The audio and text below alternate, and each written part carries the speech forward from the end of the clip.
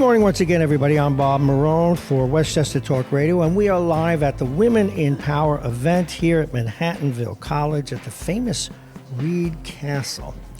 And we're produced this afternoon, almost this afternoon, really this morning, by Shaw Creative and made possible by Robeson, Hightower, Westchester, and White Plains Hospital. And we have with us now, I guess, someone you could call a mover and shaker. His name is Raz Itzhaki. He's the Chief Executive Officer. Now, get this name, folks. Schleppers Moving and Storage. Hi, Raz. Hey, hi. How you doing? I'm doing pretty good. Did you come up with that name, or did you inherit it? We all schlep sooner or later. I did inherit that. You did inherit it. In all honesty, yeah. But I like the name.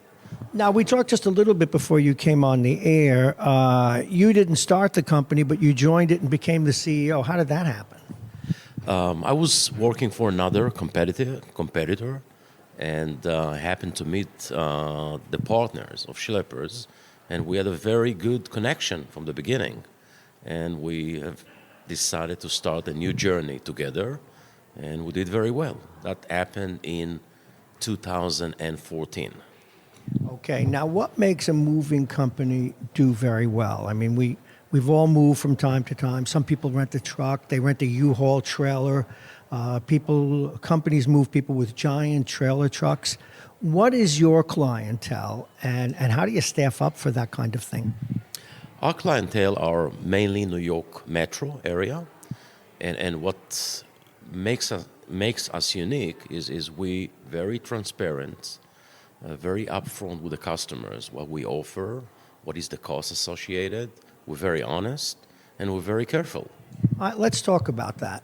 Do you own your own trucks? How do you charge? Do you have to rent trucks? How do you get people to do this? You have to be physically strong to do this job. Yes, we have our own trucks. For the most part, we own the trucks. Sometimes we lease trucks from big companies. We hire our own people. We use subcontractor at times. It's a challenging profession.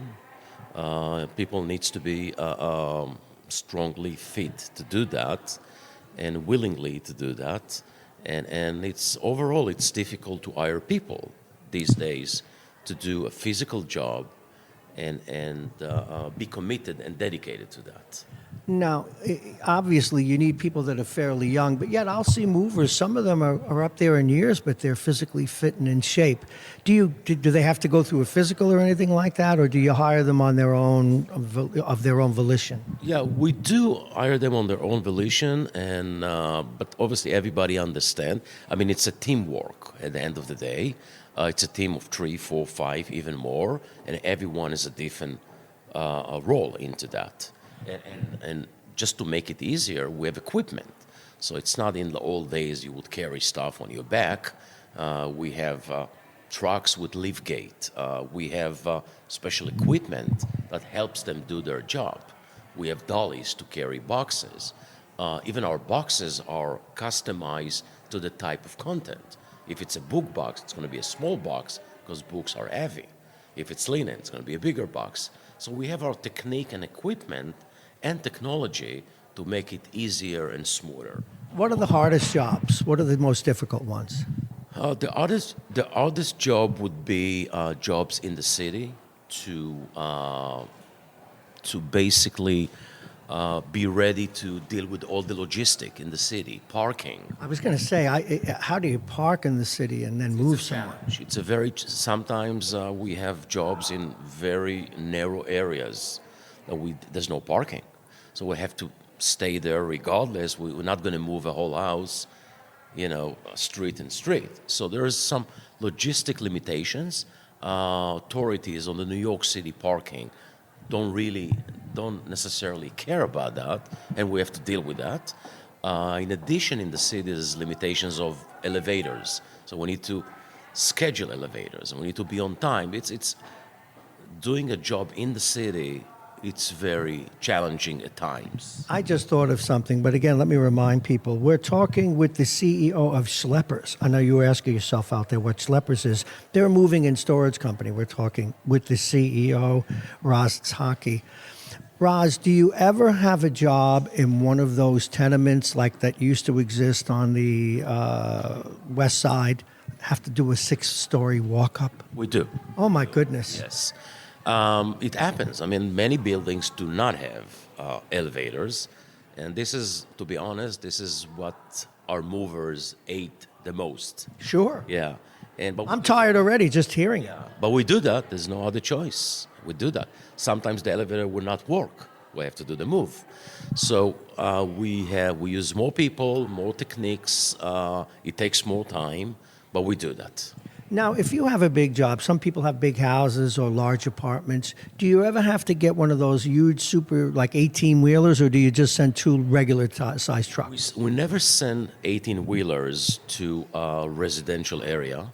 I see. Yeah, the 18-wheelers are mainly to transport between interstate. I see. Yeah, so if we need more than 1, 2, 3, 4, 5 trucks, and we have some big houses, especially in the Westchester area, we use multiple trucks. Now, I imagine insurance, you have a lot of expenses. You've got the trucks, you've got the gas, you've got the people, but insurance must be a sizable bill for you. It is. It is actually. You just write it in the nail. I mean, it just insurance is a very challenging these days because it's moving in storage. You drive in the city. There's a lot of liabilities. So very few insurance company are enthusiastic to write you a policy for a moving company, which brings the pile of companies available very limited and the premium to be very high. We're going to get to how you deal with the customers and stuff like that. I do have another question, though. When you go out to price a job, what do you base it on? We base it on the items and the size of the items. We based our quotation is based on volume, basically. So we come into your house, or we over the phone, we come with a tablet and we write all your inventory, so you know exactly what it's being moving. And every item has its own volume and cubic feet, and it's based on volume and services provided. Now, we've all heard stories, in fact, some of us have lived it, where you pay a mover and they say, we're going to do, this is the price for X hours. And they run an hour over and they hit you with an additional bill. How do you do the pricing after that? Is it based on hours, et cetera? We do only based on volume. It's not based on hours. So the price we give you, it's a binding price based on your volume and services that you've hired us to do, and it's not going to change. Okay, one last question. You mentioned it's a little slow right now. What's slow in your business? The amount of moves that we have on a daily basis, which is tied to real estate market right now at the moment, it's slower, so it's affecting our business. But we try to mitigate that by other accounts, commercial, and so we make sure our people can work, and we keep our number of people solid even in downtime. Okay, one final question. How can people get a hold of you? Give me an email, give me a website and a phone number, and then say it twice, please. Yeah, and our number is 212-223-4004. Say it again. 212-223-4004. Yes. And extension number 1. And our website is schleppers.com, SHLEPPERS.com. Thank you very, very much. Schleppers is the name. Moving and storage is what they do. Roz Hatzaki, thank you so very much for being on Westchester Talk Radio. Appreciate it.